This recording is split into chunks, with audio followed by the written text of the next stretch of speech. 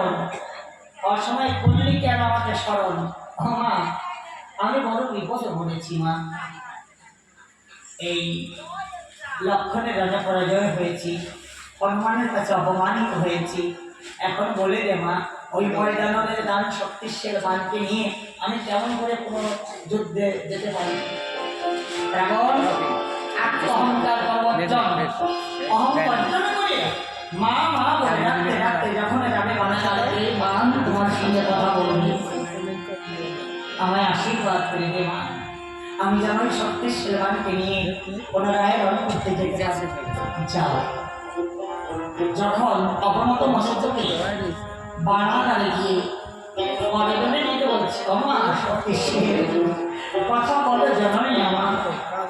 কি রাবণ, কি হয়েছে তোর? কেন নিয়েছিস আমার? আমার সঙ্গে তোমাকে রণ করতে যেতে হবে। তার সঙ্গে তোর রণ? লক্ষণের সঙ্গে। লক্ষণ? আমি তো সব লক্ষণের জন্য নয় রে, আমি একমাত্র রামানুজ লক্ষণ চাই রে। রামের ভাই লক্ষণ যে 14 বছর নরেন্দ্র প্রদর্শন, 14 বছর নরহরি অনেকটা, এই লক্ষণ ভিন্ন। আমি যেতে পারি না কখন। মা এই তো সেই লক্ষণ। দাদার চরণ সেবা নিমিত্তে বনে এসেছে। দাদার চরণ সেবা করিতে করিতে তার বিবাহ হজরি কেটে যাবে, নিদ্রা নাহি যায়। বন থেকে ফল এনে যখন দাদাই করে তুলে দেয় হল লক্ষণ। দাদা তো আহার করতে বল না, এই জন্য আহার করে না। নারীও প্রদর্শন, ওদের সঙ্গে ছিল একটি নারী সীতা, আমি তো হরণ করে নিয়েছি। হ্যাঁ এই তো যুগ যুগ ধরে যে লক্ষণের প্রতি কমল পাওয়ার বক্ষ পাওয়ার পরে আমি সাধনা করে চলেছি। আজ বুঝি আমার সাধনার ধন সেই লক্ষণকে আমি পেয়েছি। আমি যাব, এই তো আমার শুভদিন এসেছে রে। যখন মান যেতে রাজি হয়েছে, রাবণের অন্তরে আনন্দ আর ধরে না। সমান হয়ে ওই মানকে নিয়ে যখন রণক্ষেত্রে রওনা করে, হায় রে হায় রে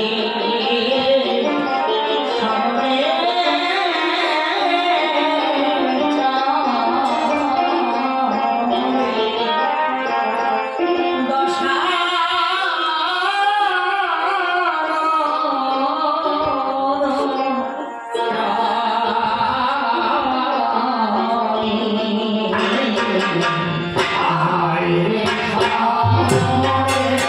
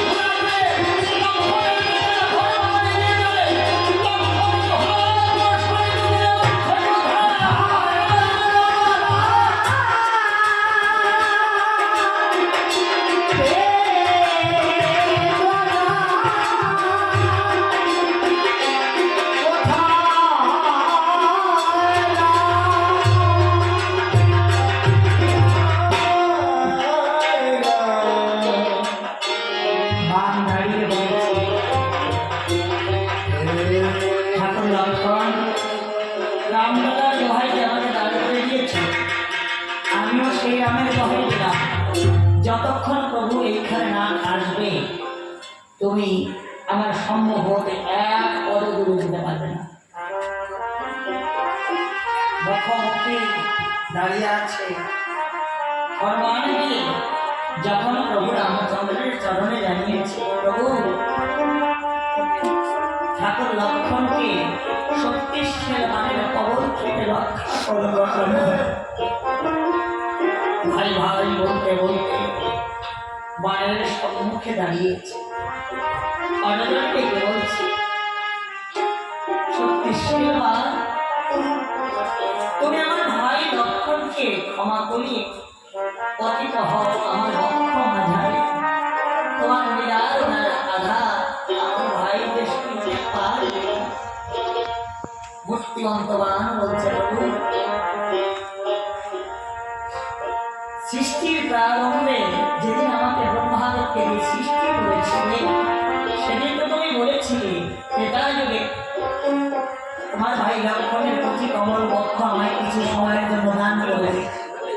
তোমার নিজ মুখ নিশ্চিত বাণী যদি তুমি ভুলেই যাও, তাহলে আমাকে চলে যেতে বললে আমি চলে যাব। জেনে দেখো প্রভু, ভক্তের ভগবান বলে তোমাকে আর কেউ রাখবে না এই ভগবান বলে। একদিকে ভাই আর একদিকে যদি ভক্তকে পান, ভগবানের কত জ্বালা ইঙ্গিত করছে। শক্তিশালী তুমি আমার ভাই লক্ষণের পক্ষে অতীব মন্থর গতিতে পতিত হবে। তোমার নিদার আঘাতে আমার প্রাণের ভাই যেন না বলে। ভগবানের ইঙ্গিত ছাড়া গাছের একটা পাতাও ঘুরিয়ে পড়ে না, ব্যক্তি খায়। আর শক্তিশালী বাণ কি দিতে পারে? যখন ভগবান ইঙ্গিত পেয়েছে, বারবার সাপে লক্ষণের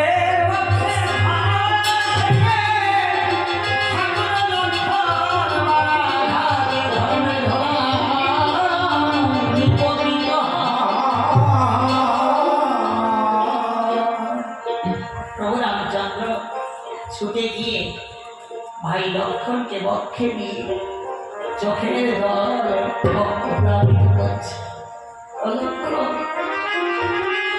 একবার দাদা বলে লক্ষণ, লক্ষণ রে, একবার দাদা বলে ডাকো রে।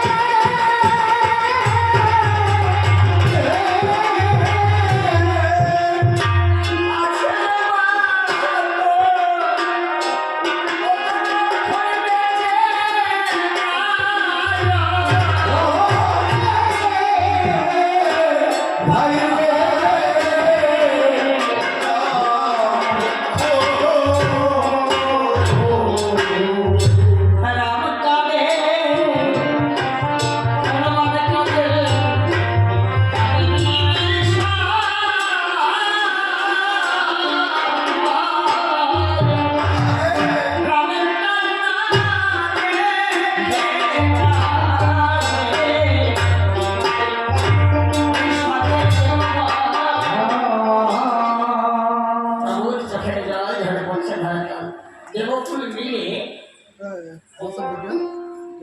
আত্মা শক্তি মহামায়াকে ছোট্ট বালিকার মুক্তি ধারণ করিয়ে পাঠিয়ে দিচ্ছে প্রভুর সেবায়। এদিকে প্রভু দেখতে পায় এখনো বান রয়েছে আমার ভাইয়ের ভক্ত জীবী বিশ্বম্বর মুক্তি ধরে হনুমান ঘরে গিয়ে পরাঘাত করে চারিভাবে বিভক্ত করেছে। মূর্তিবন্ত হচ্ছে প্রভু আমি তো এক ছিলে, তোমার ভক্ত পরাঘাত করে আমাকে চারিভাবে বিভক্ত করে দিয়েছে, এবার আমাকে স্থানান্তর করবে। এমন স্থানান্তর করছে হেবার এই জগতের জগতে যে সতী নারী তার প্রাণপতিকে হারা হবে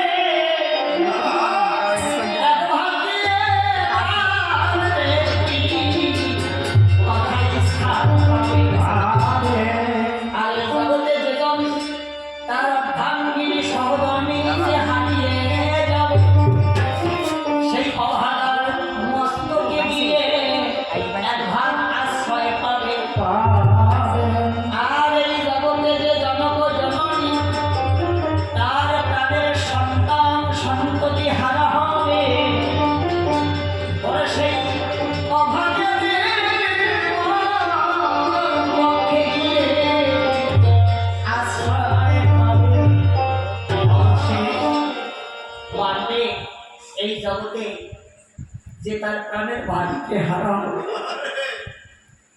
ওবার সেই রাত্রি হারার পক্ষে গিয়ে আশ্রয় নেবে। বাল যখন প্রণাম করে প্রস্থান নিতে যায় প্রভু রামচন্দ্র রেখে বলছে হে বাল শক্তি সে তোর আর এত শক্তি থাকবে না। শততত্ত্ব ব্যক্তিকে যখন স্নান করাবে ওই জলের সঙ্গে এক ভাগ সপ্তাহ চিরতরে চলে যাবে। যখন তাকে আহার করাবে আহারের সঙ্গে আর এক ভাগ সপ্তাহ চলে যাবে। যখন তাকে নিদ্রা দেওয়াবে আর এক ভাগ সপ্তাহ স্বপ্নের জগতে মিলে যাবে। অবশিষ্ট একাংশ সে যতদিন জগতে থাকবে তার অন্তরের অন্তরস্থলে থেকে তাকে পুরোপুরি খাবে। বানের উপায় হল কিন্তু আমার ভাই লক্ষণের প্রাণ থেকে পাবো এই উপায় আমাকে কে করে দেবে? ওই যে আপনার শক্তি মহামায়া মায়া বললাম সত্য বালিকার মুক্তিতে আছে বালিকারে কি বলছে প্রভু তোমার ঐশী শক্তির দ্বারা ভাই লক্ষণের জীবন পাবে না দয়াময়। এইখান থেকে 350 যোজন দূর 18 বছরের পর আছে গন্ধমাদন পর্বত, সেই পর্বতে আছে পঞ্চকেশর। এই পঞ্চজড়িবুটি এনে রজনীর মাঝে বর্ষণ করে লক্ষণের ক্ষতের স্থানে দিলে ঠাকুর লক্ষণ কোন প্রাণ ফিরে পায়। পঞ্চজড়িবুটি মানে কি? বিশালা করণী অস্থি সঞ্চারিণী জীবপ্রেমিত সঞ্জীবনী অস্থি প্রদায়িনী। তাহলে এই পঞ্চজড়িবুটি আনবে কিছু নেই। তুমি কোন মা? কেমন মা তুমি? কি বিধান জানিয়ে আমারে কে আছে এমন শক্তিধর? 18 বছর 350 যোজন দূর সেখান থেকে পর্বত থেকে ঔষধি এনে আমার ভাই লক্ষণের প্রাণ ফিরে দিবি। হনুমান চোখের জল করে মোচন করে চলে বলছে প্রভু তোমার চিন্তা করতে হবে না। 18 বছরের পর 350 জন আমি নিমেষে যেতেও পারি আবার আসতেও পারি। এদিকে আসিস তো গান হাঁটতে হয় গান ওটা চা খাওয়াতে গান বন্ধ করে দিবি। তাহলে হনুমানটাকে হনুমান হচ্ছে পবননন্দন। যদি বলা হয় মন স্বরূপ তাহলে মনের গতি প্রকৃতি এত বেশি বিজ্ঞানের কিন্তু মনের গতিকে মাপতেই পারে নাই। আর মন দ্বিতীয়ত আত্মদাসী মানুষ দ্বারা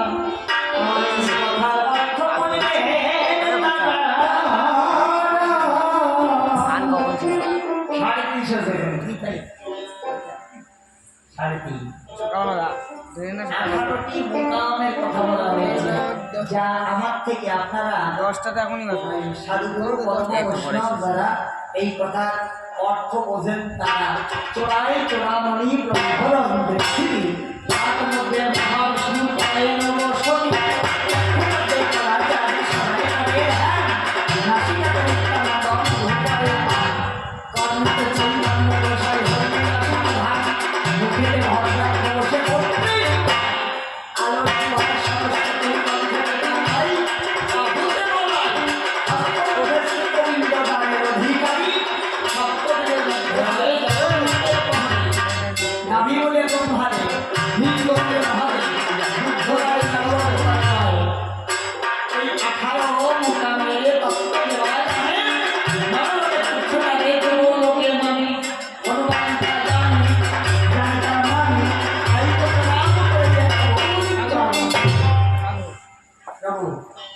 তোমার কোনো চিন্তা নাই আমি ওই পঞ্চজনী ঔষধি কিনে আমার ঠাকুর লক্ষণের প্রাণ আমি ফিরিয়ে দিতে পারবো কিন্তু আমার চরণ ধরি না মালাম তো আমি চলতে পারি না একবার তোমার ভাই চরণ ধরিল আমাদের তো ভগবানের চরণগুলিতে তার পথের পাথেয় হয় আচ্ছা আর আমরা যারা রামায়ণ কীর্তন করি আমাদের আছে এক ধারা ভক্তের কাছে ভিক্ষা চাইতে হয় আমি তো একজন ভিখারি অর্থের ভিখারি পরমার্থের ভিখারি ভক্তির ভিখারি ভালোবাসারও ভিখারি তাই ভিক্ষা করি আপনারা একটু বিশ্রাম করেন মানে হাই স্পিডে বাঁচেন কেউ কেউ বলতে পারে হারাম